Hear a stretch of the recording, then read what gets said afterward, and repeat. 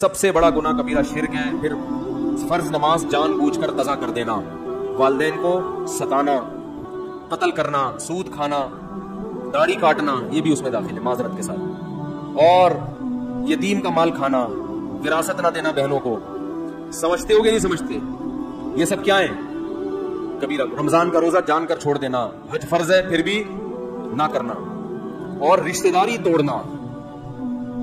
ایک سال سے بھائی بہنوں میں بات چیت بند ہے، کوئی ان کو ہوش ہی نہیں ہے یار. ایک سال گزر جاتا ہے بات چیت نہیں ہو رہی ہے، ناراض ہیں، ایک دوسرے کی جڑیں کاٹ رہے ہیں. ایک صحابی نے عرض کیا، یا رسول اللہ میرے بھائی مجھ سے بات نہیں کرتا، سال بہت عرصہ ہو گیا.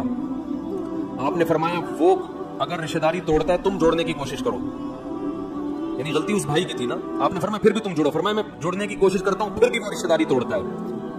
پھر آپ نے فرمایا وہ اپنے لیے جہنم کی آگ کا ٹکڑا خرید رہے ہیں. یعنی تمہارا فرض ادا ہو گیا، وہ اپنے لیے آگ کا انتظام کر رہے ہیں.